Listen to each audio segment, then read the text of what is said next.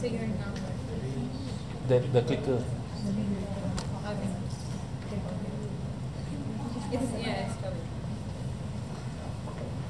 Immortal. When I say the word immortal, what comes to your mind? Baymax. Yeah, it's Baymax. Now, immortal is an adjective which means living forever, never dying or decaying. Tonight, when I talk about immortal, I mean this. Plastics.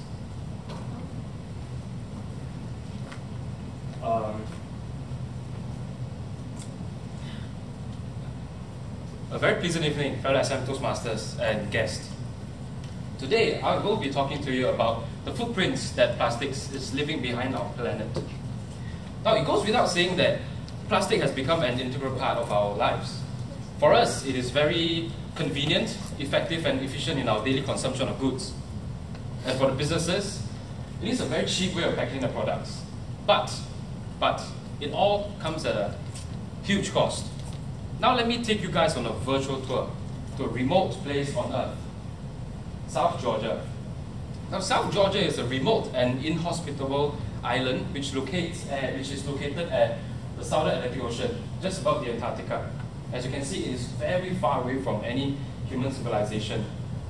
Now, South Georgia is a very beautiful place with, basically it's inhospitable, so there's nobody living there. And there's abundant wildlife. It includes penguin. It is a very beautiful place. It includes penguins and also elephant seals. A lot of them. And other than that, it is also a favorite breeding ground for the biggest bird species, which is called the albatross.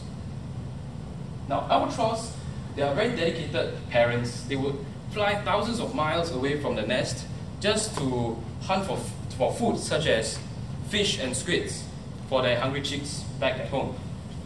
Despite going through all the trouble, the chicks are fed something very different. As you can see on the top left, is a dead bird which died apparently after mistaking too much of plastic for food. And on the right, these are rubbish that were collected by scientists on the island that were apparently regurgitated by birds. You can see various of plastic packaging, gloves, and on the bottom left, that bird, it was killed after swallowing a plastic toothpick. Just imagine something as small as a plastic toothpick could kill the biggest bird. What about the 8 million tons of rubbish that ends up in our ocean every year? Now, other than albatross, turtles are also victim of our plastic pollution. They're very cute. And I believe some of you may have the memory of a video that went viral previously. It was about a group of marine biologists struggling to pull out a plastic straw away from a turtle's nostril. Does anybody recall that video? Yes, it is a very painful video to watch. The video that lasted for 8 minutes shows them struggling to pull that plastic straw that was in the turtle's nostril.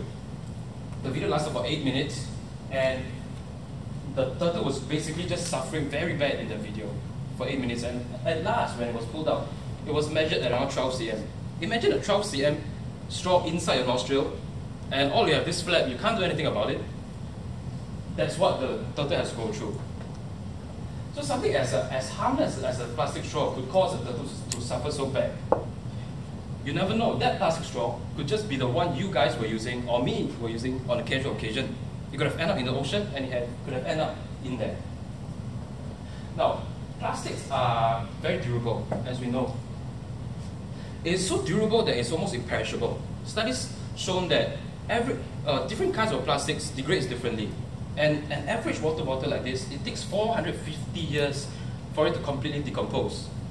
And some may even take 1,000 years to totally biodegrade. And you may be thinking now, don't they recycle? Yes, they do. But I could tell you that out of 10 bottles used today, only 1 will end up being recycled. Because in practice, it's just too costly to process and recycle this. And it's not even profitable at all. Most of the plants today, they won't even be running if not with the subsidies from the government. Now, plastic pollution is a global issue. Now, to tackle a global issue, unfortunately, we need global agreements. But for ordinary citizens like us, what can we do? There's actually a lot we can do. I can't be preaching something that I don't practice. So for your information, I don't live with my parents. So I take away food a lot. Normally when I take away food, they'll pack your food in this polystyrene box, and then they'll have a plastic bag for you to carry away. So after taking away food for a while, I got really sick, really disgusted, thinking, with every meal I have, I'm actually accumulating so much of rubbish just because you're eating. So after that, my girlfriend and I, we took up the habit of bringing our Tupperware for every meal we take away. So we have been doing this for half a year now, and taking an average of 4 takeaways a week for the past 6 years, both of us have saved the plastic pollution by almost around 600 items. So imagine one polystyrene box, it could be, if you just put it in, it could be just this small. If you stack it up, 1, 2, 3, 4, and all the way to 200. Just within half a year, 2 person could consume so much of plastic box itself. So, what I mean is that, my point is, just by tweaking habits of 2%, you could make a real difference. The difference is so tangible, it's obvious. So, now you may think that, what can I do? The actions of my own, it won't have any impact on the environment. But actually, as time goes by, whatever you do will have an impact.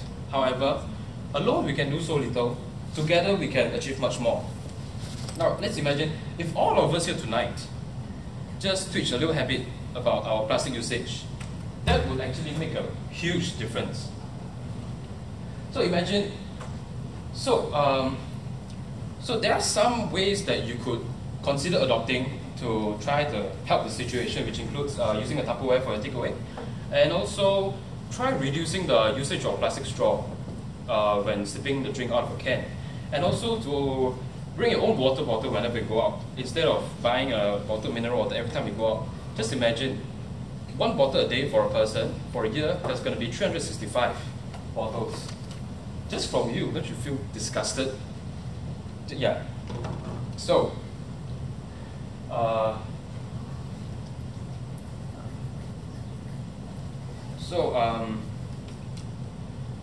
all in all, we really have to reflect on our own lives.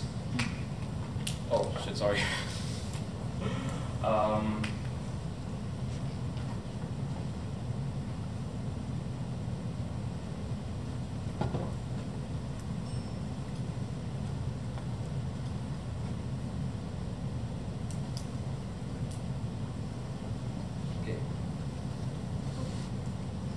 So I would urge all of you to reflect on what you could actually do to help with the situation, and would you envision what kind of situation and envision what kind of world do you want your grandchild or your children to live in? Is it going to be a beautiful world with beautiful beaches that you could walk on, or is it going to be a world with filthy sea where you go snorkeling just to see plastic bottles instead of fishes? Thank you very much.